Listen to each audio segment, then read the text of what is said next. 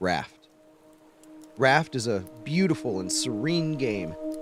It's got cozy art, lapping waves, majestic wildlife, peaceful sunrises, palm trees and coconuts, even a message of green living and sustainability, making it the most comfortable post-apocalyptic survival game I've ever played. Players drift along and clean the beautiful oceans and reefs of trash, explore lost islands, craft crude tools, construct a great ship, raise animals, grow plants, cook, and of course, fish. It promises for a nice and relaxing weekend, whisking me away to a warmer reality on a frigid December morning. There was just one problem. Bruce is a 12-foot, 1,800-pound, extra hungry great white shark. Bruce attacks my raft every 5 minutes and attacks me anytime I touch the water. And then I'm so busy dealing with Bruce most of the time that I'm left broke, dying of thirst or starvation the rest of the time. And you better believe that today, as much as ever, Bruce was out to make my life a living hell. But what Bruce didn't know was that I had a plan of my own.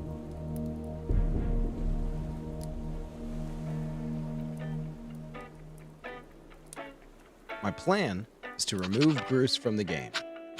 You see, Bruce eats the raft, so I'll make the raft a Bruce-free zone. Bruce also eats me, so I'll make swimming a Bruce-free zone. And I'll do all this before progressing the storyline of the game so much as 1 inch, so I can spend my weekend in peace.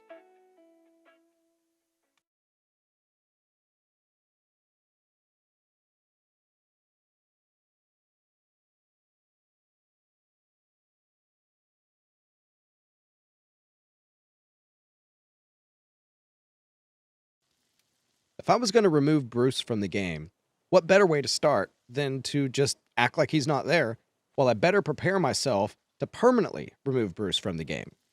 We're going to make this a 3x3 as fast as we can, and we're going to make water purifier, a little distiller, as fast as we can. There we go. Definitely hard focus the barrels. Hard focus the barrels.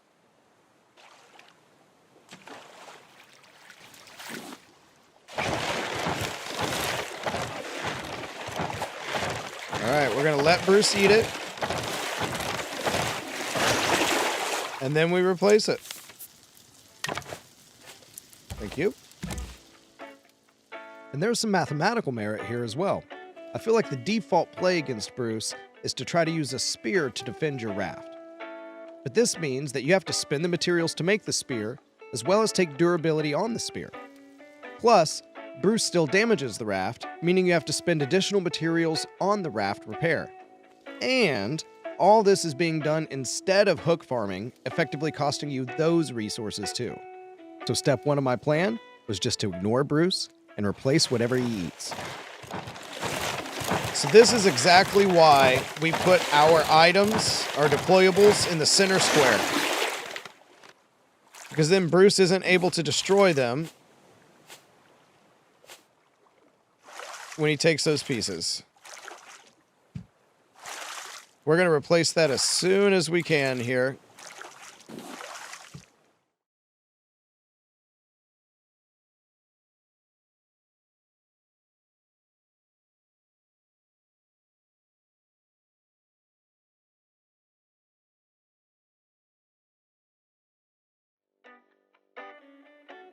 Okay, so this is the harder part.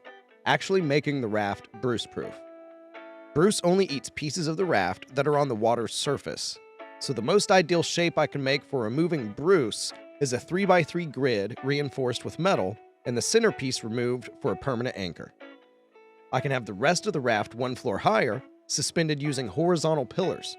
The game allows these to reach out indefinitely from just one support, so we can do everything we need on just a 3x3 foundation, meaning I could make my raft Bruce-proof for as little as 8 metal.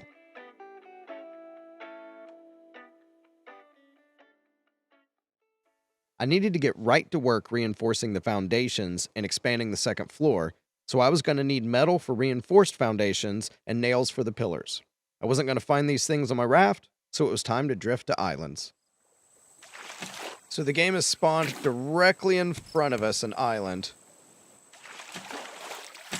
We're going to get everything that we can here. We need to make another hook. How about an axe? We need 2 more stone. Let's see if we can reach stone just underwater.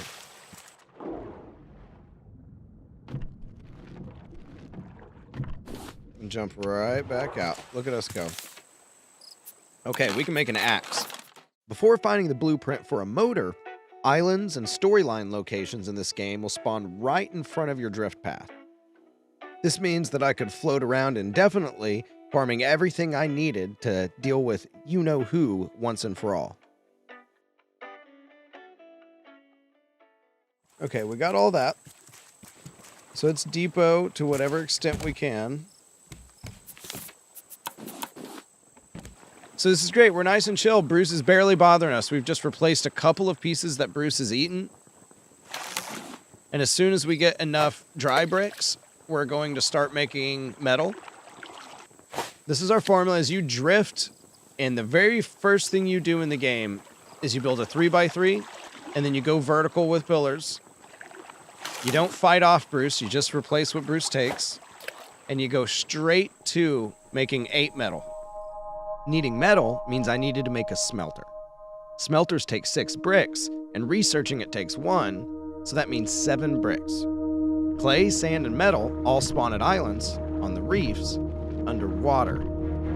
So I was going to have to swim with Bruce looking for 14 clay, 14 sand, 8 metal, and all the scrap I could find.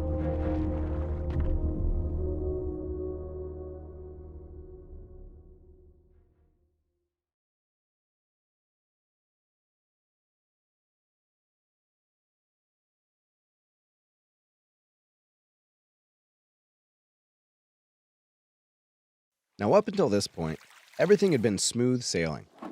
That's because I had been sailing, not swimming.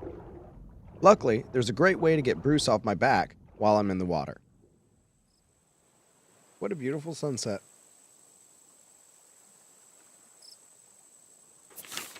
Make a little space, huh?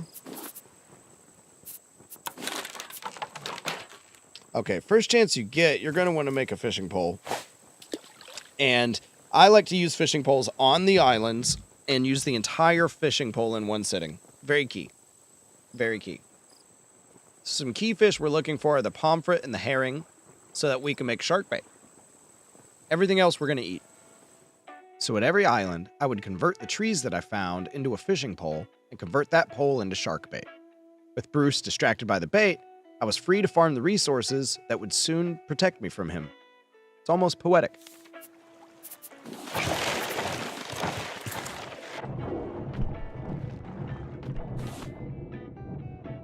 Oh, this is so good. So much clay and sand. Oh, this is what we need.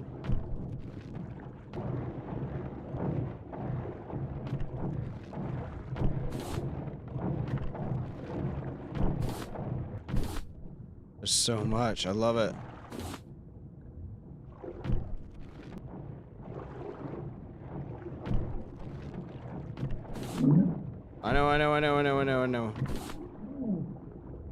I know. Perfect timing. Love it. Love it. Absolutely love it. Now let's make as many bricks as we can.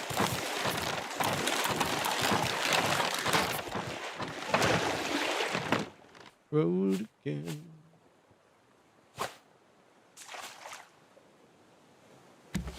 I'm on the road again.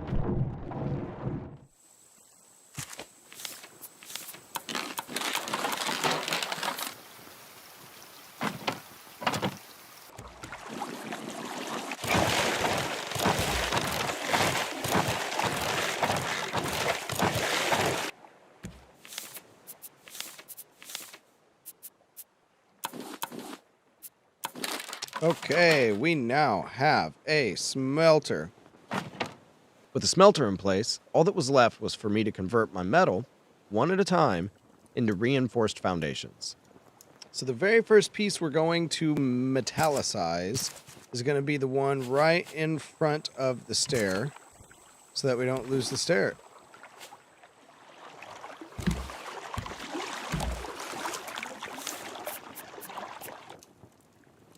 We need the nails. Got it. So your priority order for upgrading to metal is first going to be the piece in front of the stair, and then you're going to do the T. But skip the middle. Remember, we're only doing the 8 exterior pieces. Once we're done converting those all to metal, we're actually going to break the centerpiece out.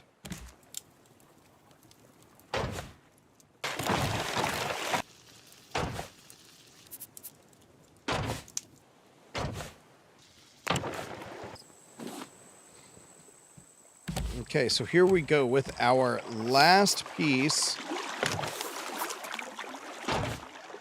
With our last piece fortified, we can break out the center square. We get a couple of pieces back. We are now Bruce free. Hi, buddy. What's up?